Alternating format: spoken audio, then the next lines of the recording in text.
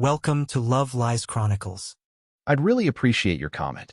It helps me understand if you enjoyed the story and how I can improve in future ones. You know that moment when someone's casual cruelty reveals exactly how they see you?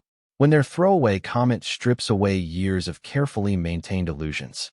That happened to me on a Tuesday evening that changed everything, though it took me months to fully understand what I'd heard. Miranda was hosting her monthly dinner for what she called her powerhouse women. 6 successful professionals who gathered to celebrate their independence and mock traditional gender roles. I'd been making dinner for 8 people, as usual, because Miranda worked late and these gatherings were important for her networking. Software architect salary has its benefits, and I genuinely enjoyed cooking for her friends. The conversation had been typical throughout dinner. Work achievements, travel plans, dismissive comments about husbands who couldn't function without constant management. I was clearing the main course when the topic shifted to our mutual friend Sarah's divorce. I honestly don't understand how Sarah put up with my controlling everything for so long, said Rebecca, a corporate lawyer who specialized in hostile takeovers. The financial control, the social isolation, making her ask permission for basic purchases. It's textbook emotional abuse. Some people are just natural caregivers, though, Miranda replied, gesturing toward me with her wine glass as I brought out the dessert I'd spent 2 hours preparing. Look at me with James. He's nothing without me, really. Just a child who happens to be good with computers. The table went quiet for a moment. I continued serving the chocolate souffle, keeping my expression neutral, but something cold settled in my chest. Without me managing his life, Miranda continued, emboldened by the wine and her audience, he'd probably forget to pay rent and live on takeout forever. Honestly, I don't know how he survived before we met. His mother did everything. Then I took over the role. Jennifer, the marketing executive, glanced at me with what looked like pity. But James seems pretty capable. Doesn't he handle all the tech stuff for your business website? Oh, he's brilliant at work, apparently, Miranda laughed. But completely helpless at actual life. I have to schedule his dentist appointments, remind him to buy groceries, lay out his clothes for important meetings. It's like having a very tall, very expensive child. The women laughed, but it sounded forced. Even in their wine-enhanced state, several looked uncomfortable. I finished serving dessert and retreated to the kitchen, but I could still hear every word. The poor thing would be lost without you, said someone. Completely, Miranda agreed. Sometimes I joke that he'd starve to death in a beautiful apartment because he forgot food was necessary. I stood in our kitchen, the kitchen where I cooked elaborate meals 3 times a week, managed a complex grocery budget, and had spent that very afternoon preparing a souffle that required precise timing and temperature control, listening to my wife explain how incompetent I was to a room full of women who earned less than half my salary. For the first time in our 3-year marriage, I really heard what she was saying. Not just the words, but the casual confidence behind them. She genuinely believed I was helpless. More than that, she enjoyed believing it. The women left around 10, each one giving me polite thanks for dinner while carefully avoiding eye contact. After the door closed, Miranda started her usual post-party cleanup routine, chattering about how well the evening had gone. Rebecca loved your souffle, she said, loading the dishwasher. Though she did seem surprised when I told her you made it. I think she assumed I was the cook in the family. I watched her moving around our kitchen with the confidence of someone who believed she was managing the household, despite the fact that I'd planned the menu, bought the groceries, and prepared everything while she was at work. Miranda, I said quietly, do you really think I'm helpless? She looked up from rinsing wine glasses, seeming genuinely surprised by the question. What do you mean? Tonight, you told your friends I'd starve without you managing my life. Oh, that. She waved a hand dismissively. That was just girl talk. You know how it is, we were talking about men in general. But do you believe it? Do you think I'm incapable of basic adult tasks? She set down the glass and studied my face, apparently trying to determine whether this was a serious conversation or just post-party sensitivity. James, you're incredibly smart about technical things. But practical life stuff? Come on. When's the last time you made a doctor's appointment without me reminding you? Or bought groceries without a detailed list? Or handled any of our bills? I stared at her, processing this. You told me you preferred to handle the bills because you were better with money management. I'm better with money management. That's my point. And the grocery lists. You always forget something important if I don't write everything down. The doctor's appointments? You hate making phone calls to schedule things. She said all of this with the patient tone of someone explaining obvious facts to a slow child. Each answer was technically true, but missed a crucial point. I'd never been given the chance to handle these things because she'd insisted on managing them from the beginning of our relationship. What if I wanted to try managing some of these things myself? Miranda laughed, not unkindly, but with the indulgent amusement of someone humoring an unrealistic request. James, honey, you work 60 hours a week on complex projects. The last thing you need is the stress of trying to juggle household management too. That's what I'm here for. She kissed my forehead and went upstairs, leaving me alone in the kitchen with the sudden, uncomfortable realization that my wife saw me as fundamentally incompetent at life. I spent that night lying awake, replaying 3 years of interactions through this new lens. How many times had she helped me by taking over tasks I could have handled myself? How many times had I gratefully accepted her management, interpreting it as love rather than control? The next morning, I did something I hadn't done in years. I called my doctor's office and scheduled my own annual physical. It took 3 minutes. Then I drove to the grocery store without a list and bought ingredients for a week's worth of meals, including several dishes I'd never attempted before. I didn't forget anything important. That afternoon, I sat in my home office and opened our joint bank accounts online for the first time in 2 years. What I found made my chest tight with something between anger and disbelief. My direct deposit went into our joint checking account, $11,500 per month after taxes. Miranda's part-time marketing work contributed about $2,800 monthly. From our joint account, she transferred my full salary minus $500 to savings and investment accounts that only had her name on them. I scrolled through months of statements. My $500 monthly allowance barely covered gas, lunch, and the occasional personal purchase. Meanwhile, Miranda had been building substantial personal savings using my income, all while telling me, and everyone else, that she was managing our finances because I was too incompetent to handle money. I opened another browser tab and began researching financial advisors. 3 days later, I sat across from David Chun, a certified financial planner who specialized in helping high earners optimize their savings and investments. Let me make sure I understand, David said, reviewing the documents I'd brought. You earn $140,000 annually, but you only have discretionary access to $6,000 per year. My wife handles our finances. She says I'm not good with practical money management. David looked at me with the expression of someone trying to solve a complex puzzle. Mr. Williams, you just spent 20 minutes explaining the financial projections for your software architecture project, including risk assessment and ROI calculations. I'm fairly confident you can handle a household budget. The meeting lasted 2 hours. David showed me investment strategies I'd been prevented from implementing, retirement planning I wasn't participating in, and tax advantages I'd never heard of. By the time I left his office, I had a clear picture of how much my incompetence with money had been costing us, and how much control I'd unknowingly surrendered.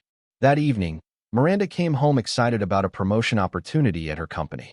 It would mean more travel, longer hours, but significantly better pay, she said, settling onto the couch with a glass of wine. The only downside is you'd have to handle more of the household stuff while I'm gone. She said this with the fond concern of someone worried about leaving a teenager home alone for the weekend. I think I could manage, I said carefully. I know you'd try, but it's a lot of coordination. Bills, maintenance issues, social planning. Maybe I should hire someone to help while I'm traveling. Miranda, I coordinated the implementation of a multi-million-dollar software system across 4 international offices last year. That's completely different. That's work stuff. How is it different? She looked at me like I'd asked why water was wet. Personal life management requires different skills. You're brilliant at technical problems, but this is about juggling multiple priorities, keeping track of deadlines, maintaining relationships with service providers. I listened to her describe skills that were identical to what I did professionally every day, except she genuinely believed I was incapable of applying them to my personal life. What if I wanted to try handling our finances for a month, just as an experiment? Miranda laughed, the same indulgent sound from the night of her dinner party. James, sweetie, our financial situation is complicated. We have multiple accounts, investment schedules, automatic transfers. If something got missed or set up incorrectly, it could mess up our credit or cost us hundreds in fees. So you don't trust me to handle money. I trust you to be brilliant at what you're good at. Money management just isn't one of those things. That weekend, I received an email that changed everything. A headhunter had contacted me about a senior architect position with a Dublin-based fintech company. 6-month initial contract, with strong possibility of permanent placement. 40% salary increase, plus housing allowance and relocation assistance. The position could transition to remote work after the initial on-site period. I'd always been interested in international experience, but Miranda had dismissed the idea whenever I'd mentioned it. Too complicated, she'd say. Too much uncertainty. What would I do with my career? How would we handle the logistics? Now, staring at this opportunity, I realized those weren't collaborative concerns about our shared future. They were objections based on her belief that I couldn't handle major life changes without her management. I called the headhunter back. The interview process took 2 weeks. Video calls with the technical team, discussions about visa requirements, detailed conversations about the project timeline. Every interaction reinforced how much my professional colleagues respected my judgment and capabilities. On a Friday afternoon, they offered me the position. I spent the weekend researching Dublin, international banking, and temporary housing options. By Sunday evening, I had a comprehensive plan for the transition, including financial arrangements that would demonstrate exactly how helpless I actually was. Monday morning, I opened individual bank accounts and began the process of redirecting my direct deposit. I calculated our genuine shared expenses, mortgage, utilities, insurance, groceries, and set up automatic transfers to cover exactly those costs. Everything else would follow me to Dublin. Tuesday evening, I told Miranda about the job offer. Dublin. She looked at me like I'd announced plans to join the circus. James, that's ridiculous. You can't just move to another country. What about our life here? What about our social commitments? What about practical things like visas and housing and banking? I've handled all of that. The company is sponsoring my work visa, they've arranged temporary housing, and I've set up international banking. Miranda stared at me for a long moment. You've handled all of that? When? How? Over the past week. It's actually not that complicated when you break it down into steps. But what about us? What about our relationship? You can't just make a unilateral decision like this. I sat down across from her at our kitchen table. Miranda, you've spent 3 years telling me I'm incapable of handling adult responsibilities. This seems like a good opportunity to test that theory. This isn't about proving anything. This is about being realistic. You've never lived independently, never managed a household alone, never dealt with international bureaucracy. You'd be completely overwhelmed. Maybe, or maybe I'd discover I'm more capable than you've given me credit for. She leaned forward with the expression of someone trying to talk a child out of touching a hot stove. James, I love that you're feeling confident, but moving internationally alone is incredibly complex. There are 1,000 things that could go wrong, and you wouldn't have me there to help figure them out. What if I succeed? What do you mean? What if I move to Dublin, handle all the practical arrangements, excel at the job, and prove that I can function independently? Miranda was quiet for a moment, clearly trying to formulate a response that wouldn't sound as condescending as her instinctive reaction. If that happened, I'd be proud of you. But James, we're talking about real life, not a motivational movie. You don't have experience with this kind of independence. Neither did you before you started living independently. That's different. I've always been self-sufficient. You've been using my income to fund savings accounts in your name while giving me an allowance smaller than what you spend on clothes each month. How is that self-sufficient? The question hung in the air between us. For the first time in our conversation, Miranda looked genuinely uncomfortable. That's not. I manage our finances because I'm good at it. Because it makes sense for our household efficiency. Our household efficiency, or your sense of control? She stood up abruptly, moving to the window with her back to me. I can't believe you're talking about our marriage like this. Like I'm some kind of controlling villain instead of your partner who's been taking care of practical things so you can focus on your career. Miranda, turn around and look at me. She did, and I could see something in her expression I'd never noticed before, fear. Not fear of losing me, but fear of losing her role as the competent one in our relationship. I've accepted the position in Dublin. I leave in 3 weeks. You can't be serious. I'm completely serious. And I want you to think about something while I'm gone. You've convinced yourself that I need your management to survive, but you've never actually tested whether that's true or just convenient for you to believe. Convenient? James, managing your life isn't convenient. It's work. It's constant attention to details you don't notice or appreciate. Then you'll be relieved not to have that burden for 6 months. The next 3 weeks passed in a blur of preparation and increasingly desperate conversations. Miranda alternated between anger at my selfishness and anxiety about my inevitable failure. She made lists of everything I'd need to remember, contacted the Dublin company to verify they understood how much support I'd require, and repeatedly reminded me that it wasn't too late to change my mind. Her friends shared her concerns. I overheard phone conversations where she described my plan as a midlife crisis and predicted I'd be calling within a month, begging her to rescue me from whatever chaos I'd created. The night before my departure, Miranda made one final attempt to demonstrate my dependence on her management. James, I need you to understand how much you're asking of me by leaving like this. Who's going to handle the mortgage payments while you're gone? The utilities? The insurance policies? The maintenance issues? You're abandoning all the adult responsibilities. I handed her a folder containing detailed financial arrangements I'd spent weeks preparing. The mortgage payment is $3,200 monthly, automatically deducted from the joint account on the 15th. Utilities average $400, also automatic. Insurance premiums are quarterly. Here's a schedule of all upcoming maintenance. HVAC service in September, lawn care contract through November. Everything's documented with contact information and account numbers. Miranda opened the folder, scanning pages of meticulous organization. This is very thorough. I've also arranged for my salary to be split. Essential household expenses will continue depositing to our joint account. My personal income will follow me to Dublin. What do you mean, split? I mean you'll receive exactly enough to cover the expenses you've been managing with my income. The rest supports me internationally. She looked up from the papers with dawning understanding. How much will be coming to the joint account? Enough to cover the mortgage, utilities, insurance, and a reasonable grocery budget. About $4,800 monthly. That's not enough for everything.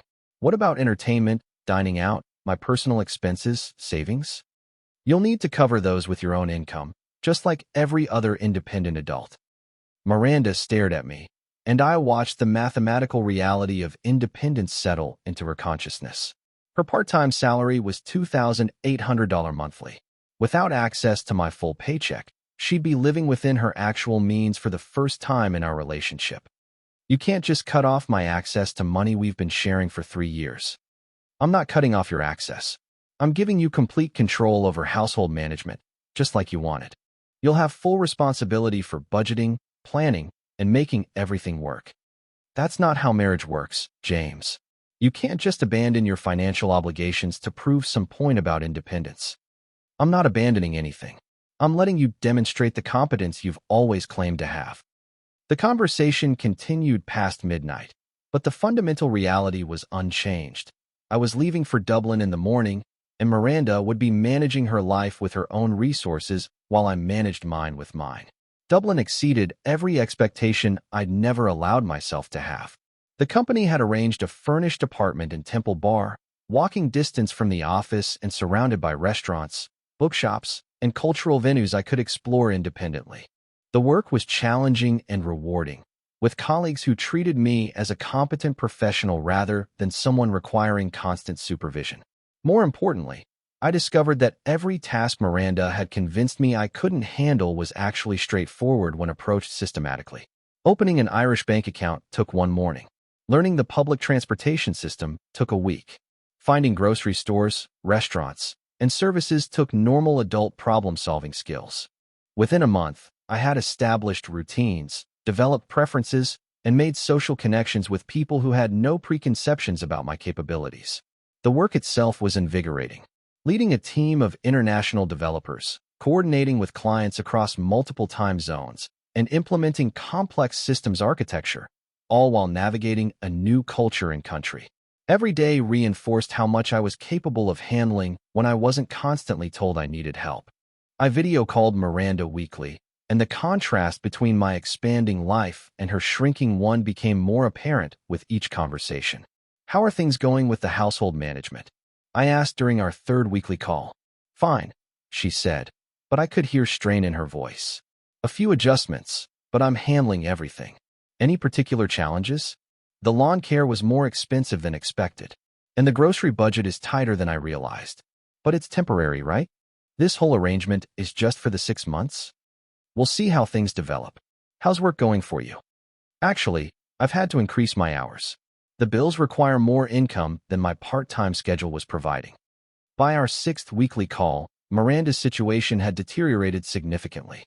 "I need to discuss our financial arrangement," she said without preamble. "The current system isn't sustainable." "What's the problem?" "The problem is that you've set up a budget that doesn't account for normal life expenses. Social activities, clothing, emergency repairs, savings for retirement. There's no cushion for anything beyond basic survival." "How are other people managing those expenses?" "Other people don't have our lifestyle standards. Other people don't have our social obligations." I was sitting in a Dublin cafe where I'd just finished an excellent dinner with colleagues, having spent the afternoon exploring Trinity College's library and the evening enjoying traditional music at a local pub. My life had never been richer or more satisfying. "Miranda, you're describing the reality of living within your own income. It's what most adults do. Most adults don't have partners who abandon them to prove philosophical points about independence. I haven't abandoned you. I've given you the opportunity to demonstrate all the competence you've always claimed to have. This isn't about competence. This is about you punishing me for caring enough to manage practical things you didn't want to handle yourself.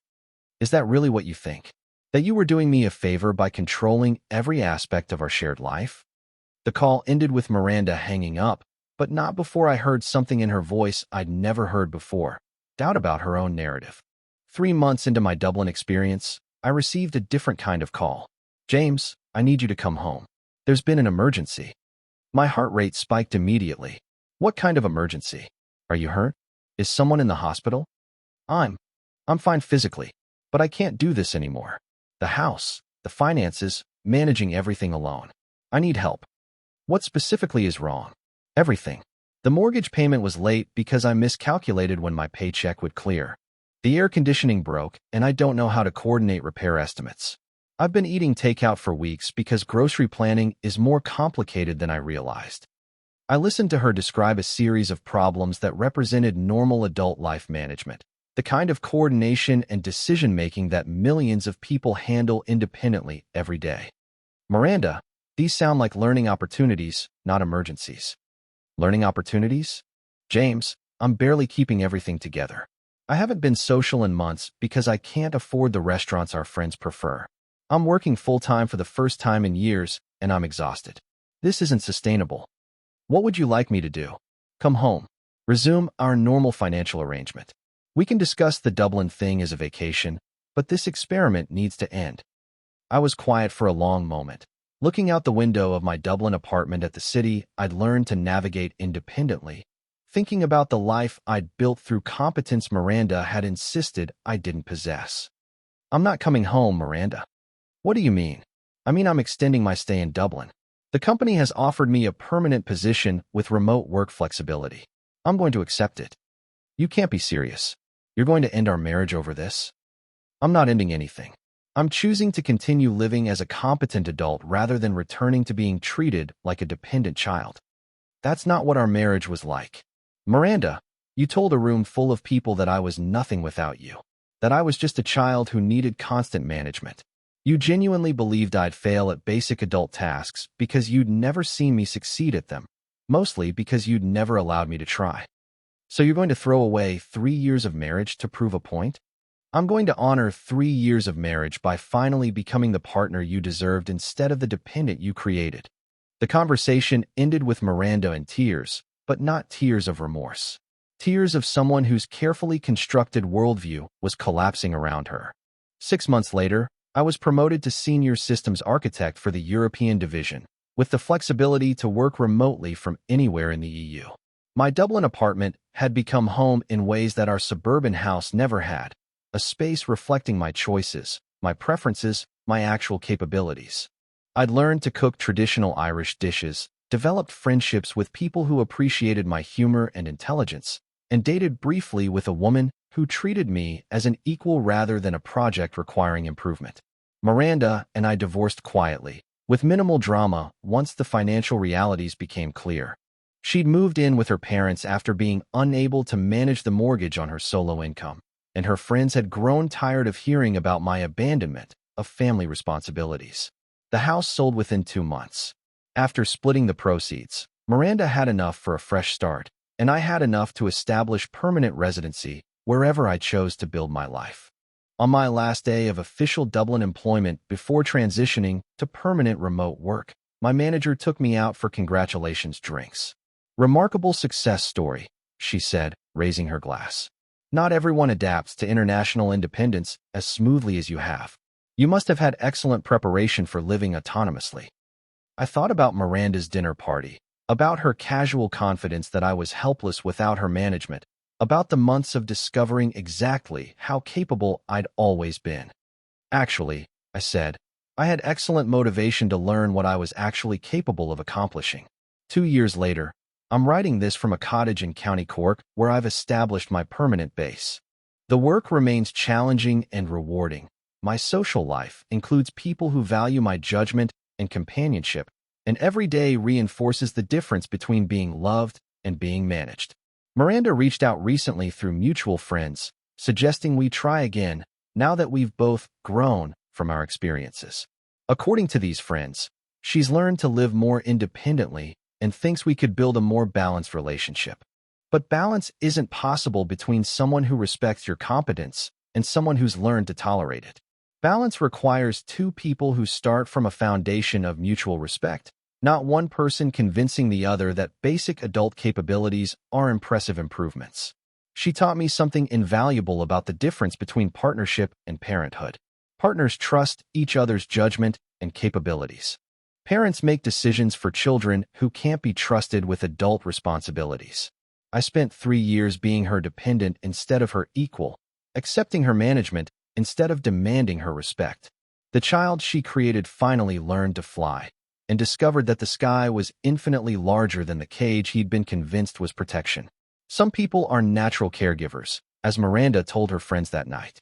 But caregiving in a marriage should be mutual support between equals, not one adult managing another adult's life because they've decided that adult is fundamentally incompetent. The most important lesson wasn't about financial independence or international living or professional success.